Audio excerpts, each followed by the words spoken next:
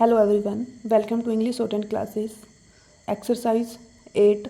Get ready for the dictation. Start. Mr.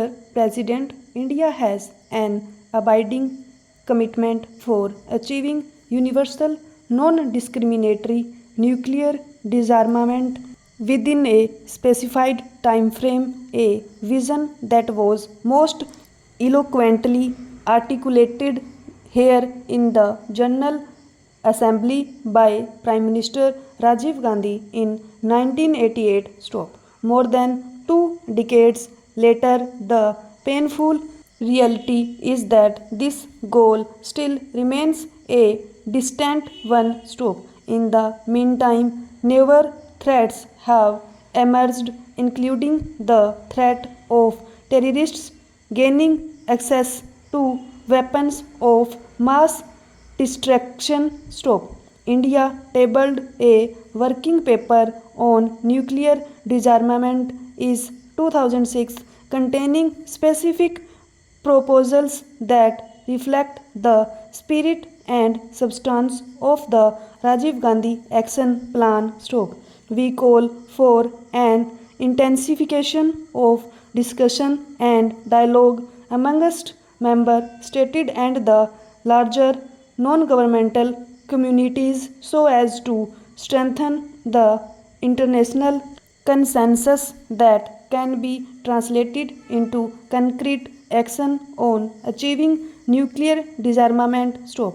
I participated in the high-level meeting on disarmament called by the Secretary General on 24th September to lend India's support for the objectives of that meeting. Stop. India remains committed to the negotiation in the CD of a multilateral, non-discriminatory and internationally verifiable FMCT that meets India's national security interests. Stop. We hope that the conference will be able to commence negotiations at an early date. Stop.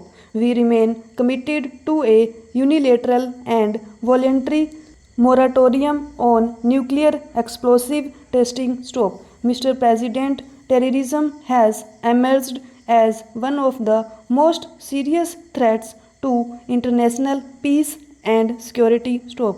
To defeat this scourge, it is imperative for the global community to build on international cooperation and take concerted action against terrorists and their sponsors. Stop. Acts of terrorism need to be condemned by all wherever and whenever they are committed by whomsoever and for whatever purpose. Stop. There can be no justification for terrorism, just as there can be no good and bad terrorists. Stop.